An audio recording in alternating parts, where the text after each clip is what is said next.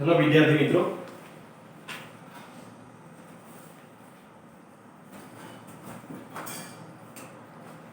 F5ESC માં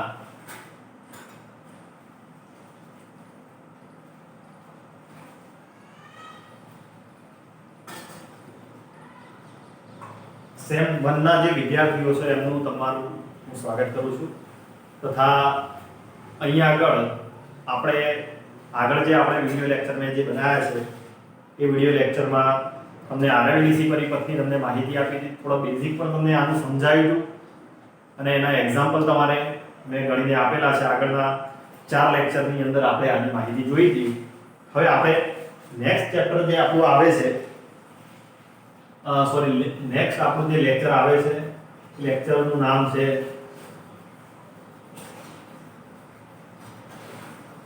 RC/DC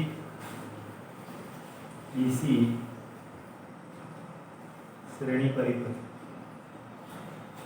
RC/DC શ્રેણી પરિપથ તમારે અહીંયા આગળ આવે છે.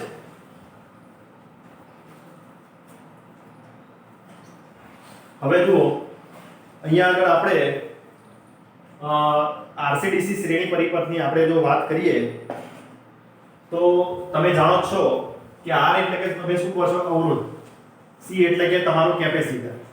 હવે જો એની આપણે આકૃતિ બનાવીએ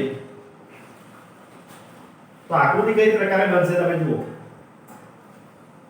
આપણે એક અવરોધ લીધો, સર્કિટ પરિપથ આપણે બનાવીએ અને એક કેપેસિટર લીધો છે. અહીંયા આગળ આપણે બેટરીનો પરિપથ આપણે પૂર્ણ કરીએ. એટલે કે જો અહીંયા આગળ આપણે સિગ્મા નામની બેટરી છે, અહીંયા R નામનો અવરોધ છે અને અહીંયા C કેપેસિટર છે. અહીંયા આગળ શું કીધેલું છે? DC શ્રેણી પરિપથ છે. હવે અહીંયા આગળ આ જે બેટરી છે એ આપણે DC છે, AC નથી. DC અને AC ની અંદર તમે જાણો છો કે DC એટલે કે ડાયરેક્ટ કરંટ અને AC એટલે ઓલ્ટરનેટિંગ કરંટ. કેપેસિટરનું કામ શું હોય છે? તો કેપેસિટરનું મેઈન કામ હોય છે, ધારો કે અહીંયા આગળ આપણે કોઈ કેપેસિટર લીધો છે. આ કેપેસિટર એ અહીંયા આગળ ધારો કે એને બેટરી સાથે તમે જોડો એટલે બેટરીમાંના ઇલેક્ટ્રોન એ ક્યાં જશે? કેપેસિટર પર જશે. એટલે કે અહીંયા આગળ આ કેપેસિટરમાંના જે ધન આયનો જે છે, ધન આયનો નહીં, ધન વીજભારો જે છે, એ ધન વીજભારો આ ઇલેક્ટ્રોન સાથે શું કરશે? આકર્ષણ ધરાવશે. હવે આકર્ષણ ધરાવે એટલે અહીંયા આગળ શું થાય છે? જો અહીંયા આગળ DC હોય તો અહીંયા આગળ કઈ પ્રકારનો ચાર્જ એકઠો થશે. પણ અહીંયા આગળ જો આપણે ઓલ્ટરનેટિંગ કરંટ લઈએ, ઓલ્ટરનેટિંગ લો એટલે કે અહીંયા શું થશે? એક વખત પ્લસ થશે, એક વખત માઈનસ થશે. એટલે વારંવાર જો ચેન્જિંગ થાય તો અહીંયાથી પ્રવાહ પસાર થઈ શકે. પણ અહીંયા આગળ જો તમે ખાલી DC લેશો તો અહીંયા આગળ શું થશે? આ પ્રકારે ચાર્જ એકઠો થઈ જશે. હવે અહીંયા આગળ ચાર્જનું સંરક્ષણ થાય છે.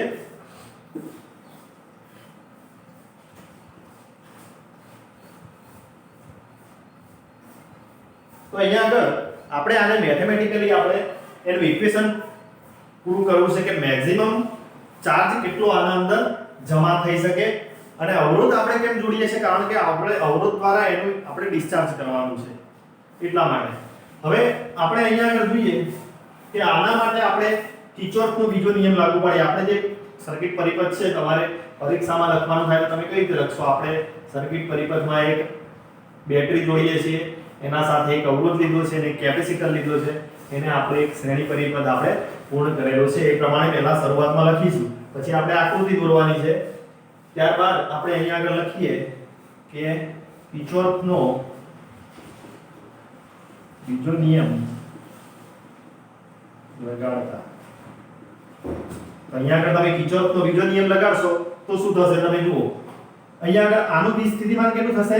તો V IR પ્લસ કેપેસિટર માટે Q/C તમે જાણો છો.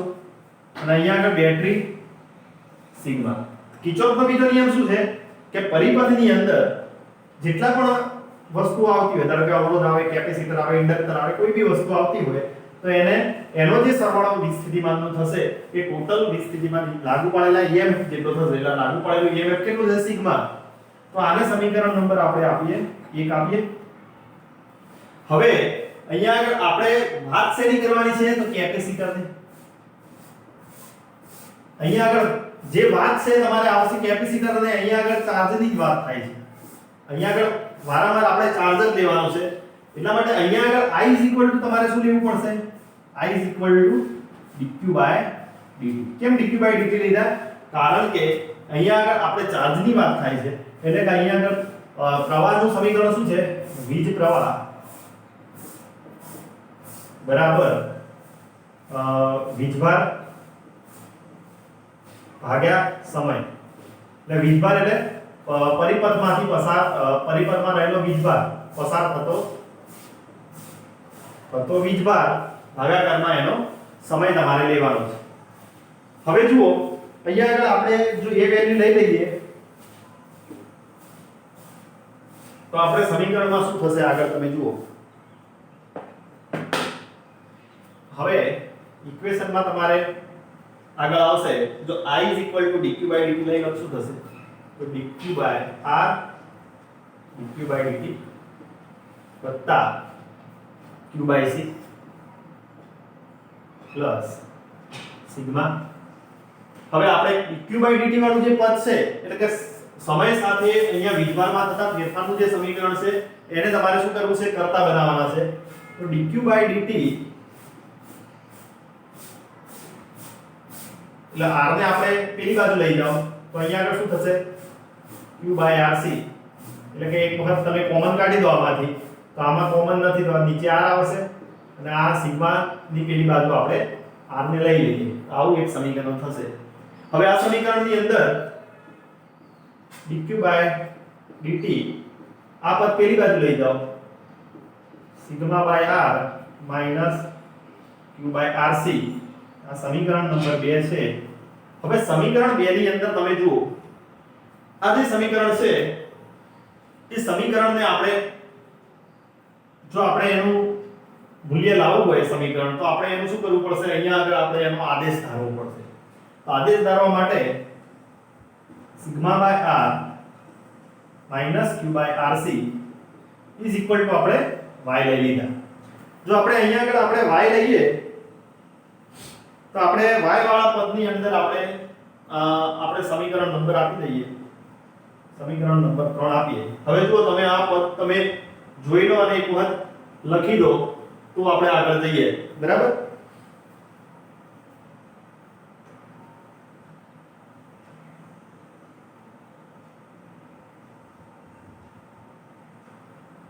હવે જુઓ લખાઈ ગયું હોય તો આપણે આગળ જઈએ. સમીકરણ નંબર તમે ખાસ યાદ રાખજો કારણ કે બધા સમીકરણ બોર્ડમાં આવ્યા નથી.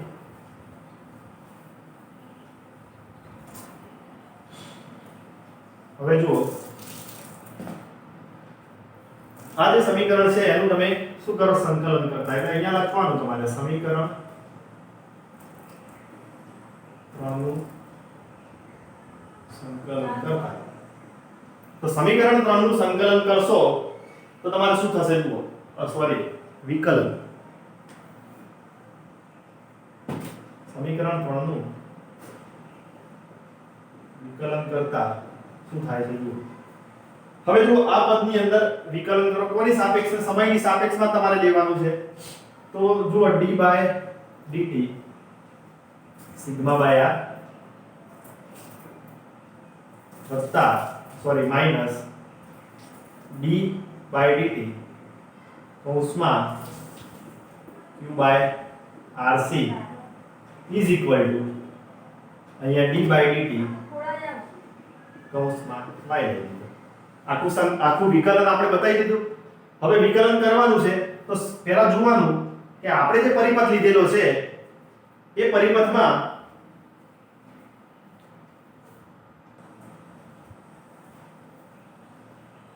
પરિપથની અંદર આપણે તમારે જોવાનું કે પરિપથની અંદર તમારે ધારો કે t સમય છે. હવે સમય કોના ઉપર આધાર રાખશે? તમે વિકલનનું વેલ્યુ તમે ભણેલા છો તો સમય કોના ઉપર આધાર રાખે છે? જેના પર આધાર રાખે એનું તમારે વિકલન થશે. જેના પર આધાર નહીં રાખે એના પર કોઈ વિકલન થશે નહીં. તો અહીંયા આગળ સમય કોના ઉપર આધાર રાખે છે જુઓ. તો સમય એ EMF ઉપર આધાર રાખે છે? તો અહીંયા આગળ નથી રાખતો. કેમ નથી રાખતો એ સમજાવું.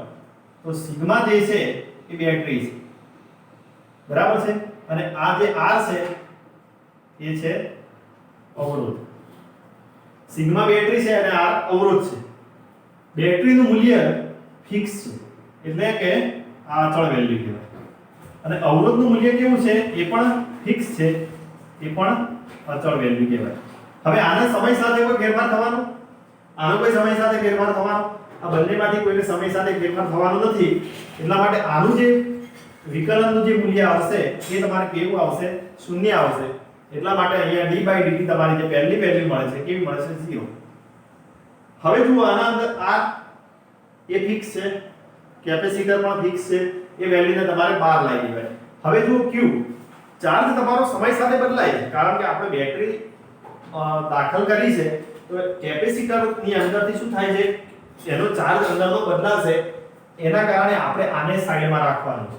એટલે કે આપણે 1/RC પહેલા લખી દઈએ, કારણ કે R અને C તો શું છે? અચળ વેલ્યુ છે, એટલે એને સમય સાથે કોઈ ફેરફાર થશે નહીં. આપણે ખાલી Q ને લેવાના છે, એટલે કે dQ/dt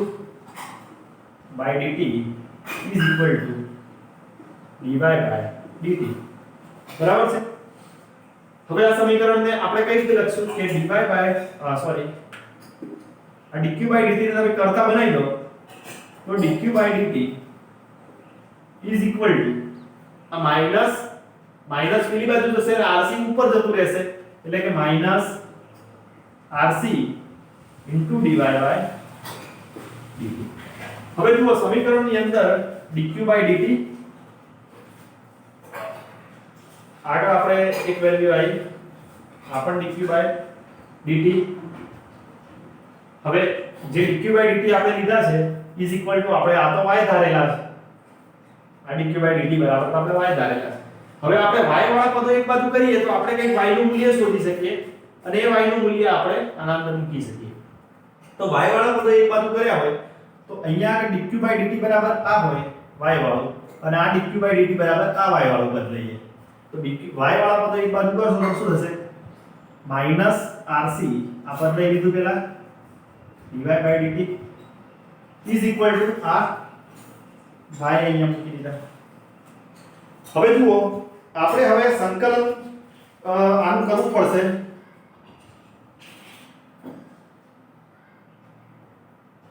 હવે જો આનું સંકલન કરીએ તો એના પહેલા આપણે આની વેલ્યુ બધી ભૂસી નાખીએ. તમે પહેલા વેલ્યુ ખાસ આ લખી નાખજો. આના પછી આપણે આ વેલ્યુ લાવ્યા છીએ, બંને dq વાળા પદોને આપણે એક બાજુ કરી દીધા. હવે આપણે જોઈએ આગળ.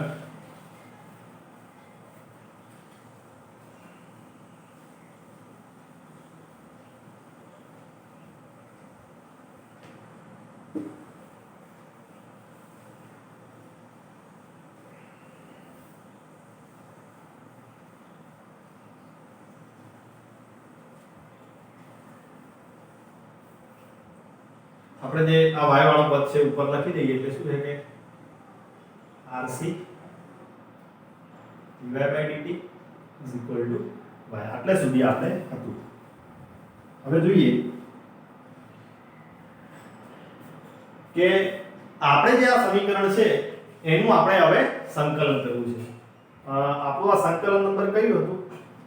જે લાસ્ટ ઇક્વેશન હતું એને તમે 3 નંબર આપો ને આને 4 નંબર આપી દો. ઇક્વેશન તો તમે ગમે તે આપશો, તમારે ખાલી યાદ રાખવાનું કે આ નંબરનું ઇક્વેશન હતું. એવું કઈ ફિક્સ નથી કે આ ઇક્વેશન આ જ હોય.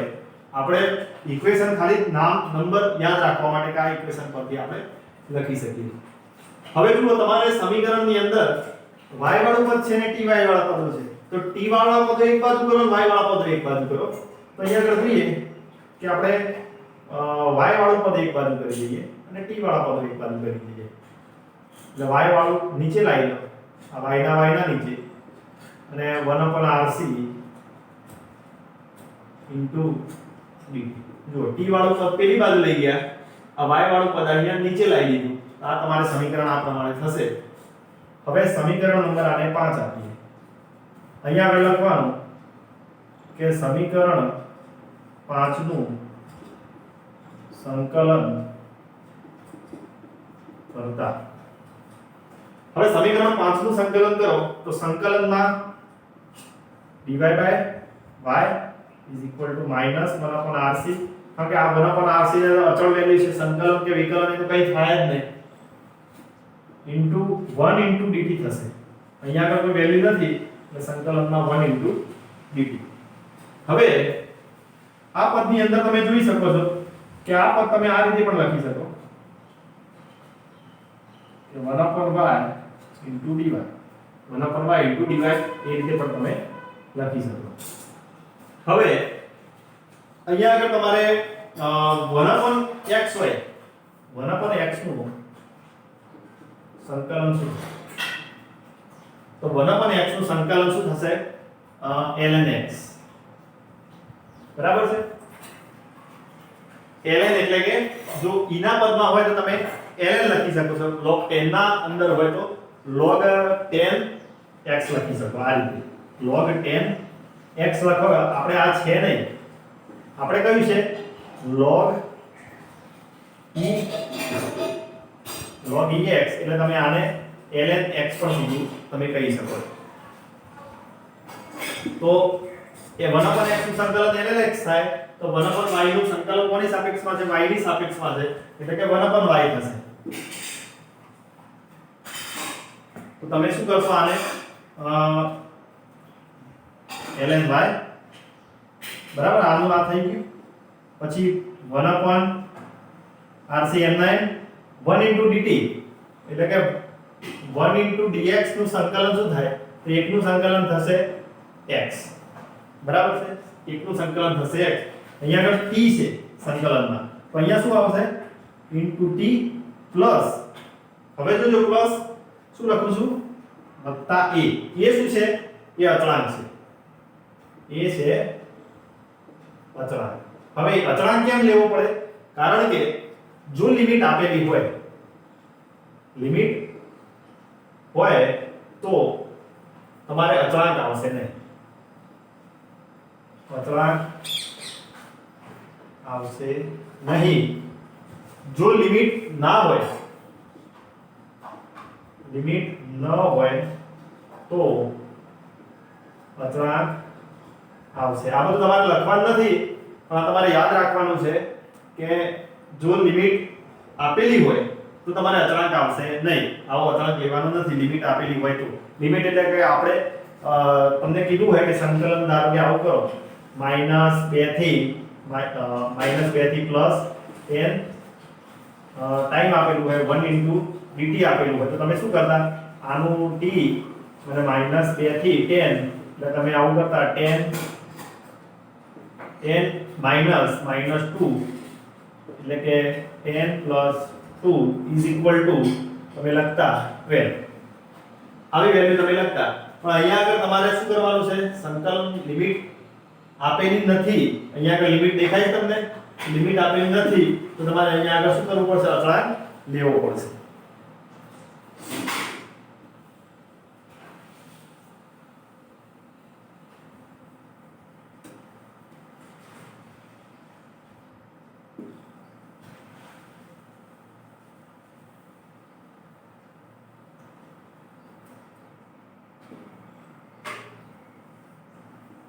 હવે જોઈએ આગળ,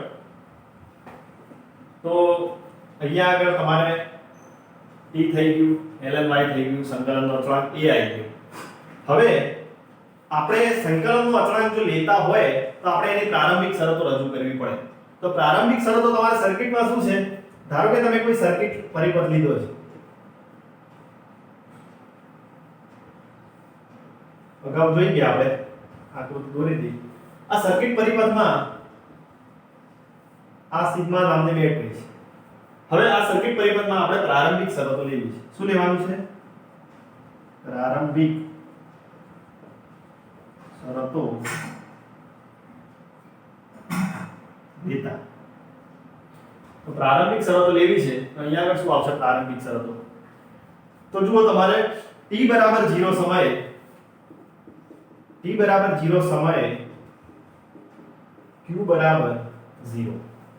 હવે t બરાબર 0 સમયે તમે q બરાબર 0 લખો તો તમારે શું આવે, હવે આ પદ કેમ લખ્યું છે, ધારો કે તમે t બરાબર 0 સમયે તમે જ્યારે પ્રેક્ટિકલ કરતા હો આ પ્રકારનું વાયરિંગ કરી કેપેસિટર જોડે હોય કે અવરોધ જોડે હોય તો t બરાબર 0 સમયે તમે ધારો કે સ્વિચ ચાલુ જ કરી છે એ વખતે કેપેસિટરની અંદર શું ચાર્જ જમા થશે કેપેસિટરમાં ચાર્જ જમા થઈ ગયો હશે હજી તો આપણે બેટરી ચાલુ જ નથી કરી તો ચાલુ કરવાના સમયને આપણે t જરા પ્રારંભિક સમય કહીએ છીએ ત્યાં આગળ q કેવો હશે 0 ધારો કે તમે t બરાબર t સમય ધારો કે t બરાબર 5 સેકન્ડ પછી 5 સેકન્ડ પછી તમે ટાઈમ નોટ કરશો તો તમને અહીંયા આગળ q0 જેટલો મહત્તમ વીજભાર તમારે જમા થઈ ગયેલો હશે તો અહીંયા આગળ આ સમીકરણમાં આપણે પ્રારંભિક શરતો આ પ્રમાણે લેવાની છે તો પ્રારંભિક શરતો લઈએ તો t બરાબર 0 સમયે q બરાબર q0 તો આપણે સમીકરણ આગળ કયું હતું 3 નંબરનું જે સમીકરણ હતું કઈ રીતનું હતું હું તમને બતાવું તો સમીકરણ 3 એના અંદર તમારે મૂકવાનું છે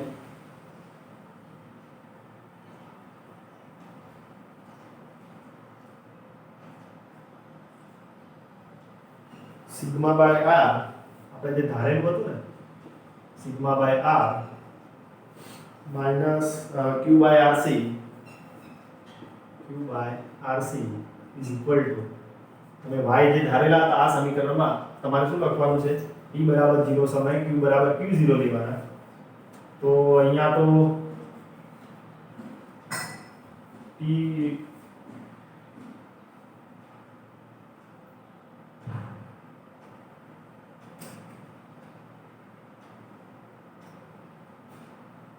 સોરી q0 નથી લેવાના તો મહત્તમ માટે હતું આપણે તો q બરાબર 0 લેવાના છે તો t બરાબર 0 સમયે તમે q બરાબર 0 લો તો અહીંયા આગળ t તો છે જ નહીં q ની જગ્યાએ તમે 0 લખો upon rc y એટલે y તમને સિગ્મા બાય r સીધું મળશે એટલે કે તમને આ ક્યારે મળ્યું t બરાબર 0 સમયે q બરાબર 0 હોય ત્યારે તમને શું મળે છે y સિગ્મા બાય r તમને મળે છે એટલે y સિગ્મા બાય અહીંયા મળી ગયા તમને હવે આપણે અહીંયા આગળ આ સમીકરણની અંદર મૂકીએ તો આ સમીકરણની અંદર ફરી આવશે જો આ વેલ્યુ આપણે આ સમીકરણમાં મૂકો આ સમીકરણ નંબર આપણે 6 આપીએ તો સમીકરણ 6 માં આ વેલ્યુ મૂકો તો શું થશે ln sigma by r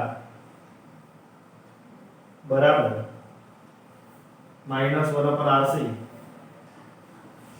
minus 1 પર rc t ની જગ્યાએ 0 વત્તા a તો a બરાબર તમને શું મળી ગયા સીધા ln sigma by r a બરાબર મળે હવે જો a બરાબર તમને વેલ્યુ મળી જ ગઈ છે a બરાબર તમને વેલ્યુ મળી જ ગઈ છે તો a ની વેલ્યુ તમારે ક્યાં મૂકવાની છે સમીકરણ 6 માં આ બધું લખજો તમે કયા સમીકરણમાં ક્યાં મૂકવાનું છે ડાયરેક્ટ ઇક્વેશનમાં લખી દીધા તો અહીંયા આગળ જોઈએ સમીકરણ 6 માં y બરાબર શું મળ્યું સિગ્મા બાય r બરાબર 1 upon rc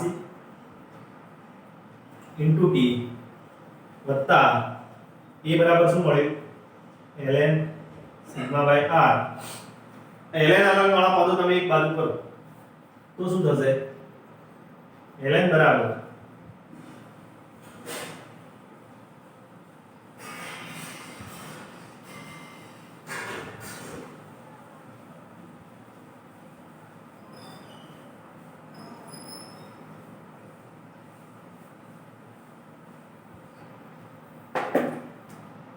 ln બરાબર સિગ્મા બાય r આ ln વાળું આ બાદ લઈ દો એટલે માઈનસ ln સોરી આપણે આપણે ln y લખવાના છે ln y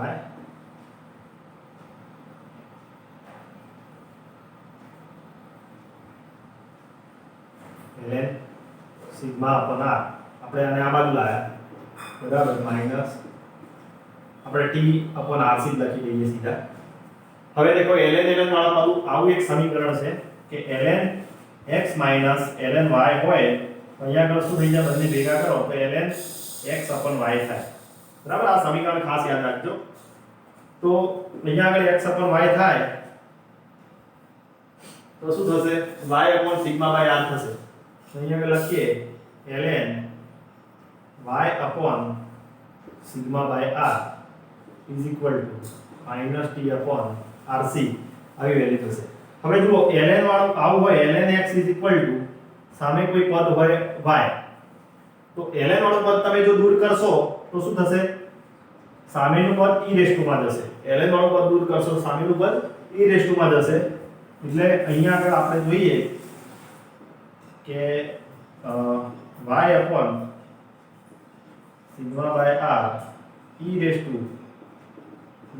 e-t/rc.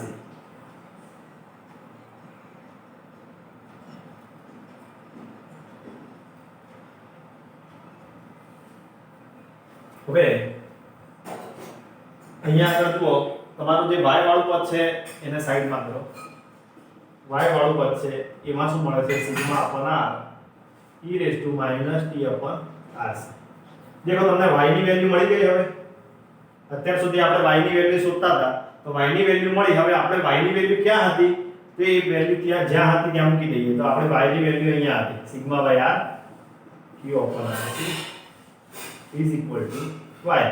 આ ધારેલું પદ આપણે આદેશની રીત હતી, આપણે આદેશ ધારેલો હતો. બરાબર, તો આદેશ ધારેલો હતો ત્યાં y ની જગ્યાએ તમે વેલ્યુ મૂકી દો, σ/r q/rc σ/r e-t/rc. Sigma વાળા પદ એક બાજુ કરો તો σ/r minus σ/r e-t/rc is equal to q વાળો પદ પેલી બાજુ લઈ જાઓ, q/rc. આમાં σ/r કરતા બનાવો તો 1 માઈનસ σ/r આમાંથી નીકળી ગયા, આમાંથી શું નીકળશે, σ/r. હવે t/rc બચે છે, q/rc. હવે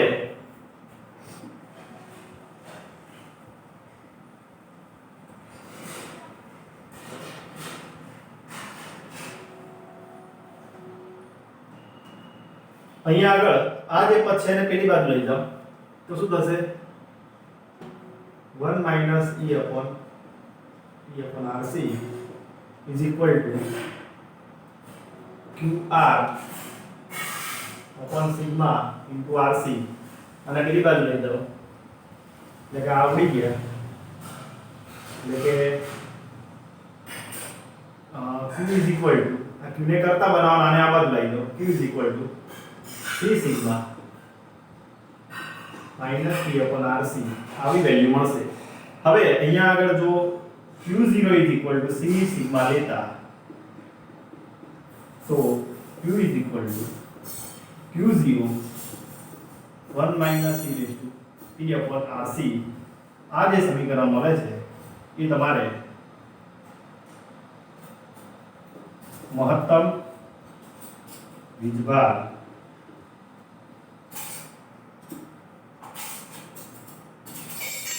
અને એ માટેનું સમીકરણ છે. બરાબર, મહત્તમ વીજભાર બને તે માટેનું સમીકરણ છે જ્યાં q0 is equal to મહત્તમ વીજભાર છે. બરાબર, q0 is equal to મહત્તમ વીજભાર છે. તો આ તમારે આનો જો તમારે ગ્રાફ બનાવવો હોય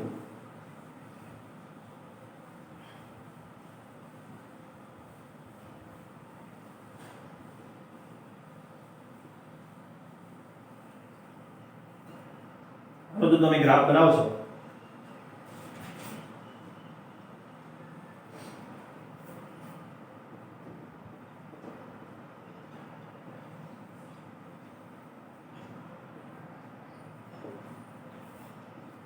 देखो અહીંયા આગળ ગ્રાફ બનાવી, આ બાજુ સમય લીધો છે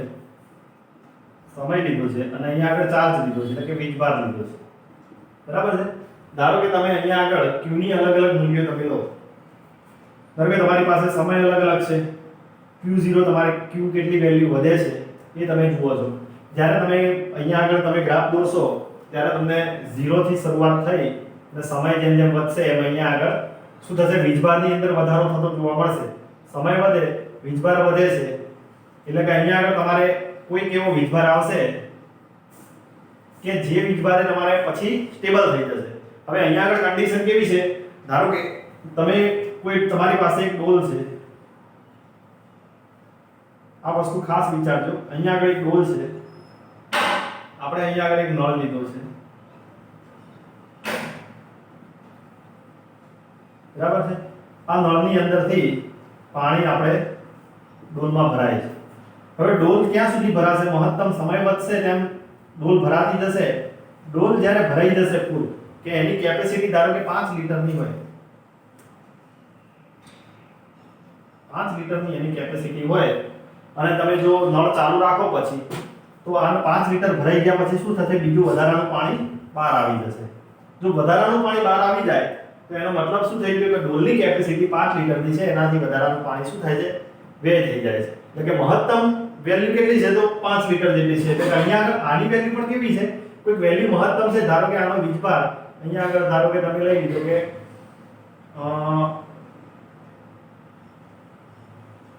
કોઈ મહત્તમ વીજભાર ધારો કે 10 લઈ લીધો તો 10 એની કેપેસિટી છે.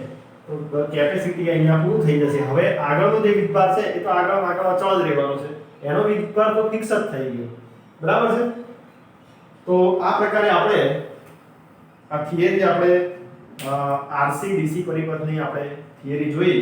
એનું આ મહત્તમ વીજભાર માટે પ્રવાહ વધવા માટેનું એક સમીકરણ છે એ પણ આપણે જોયું. હવે આગળની થિયરી અને એના એમસીક્યુ આપણે હવે આગળ જોઈશું. બરાબર?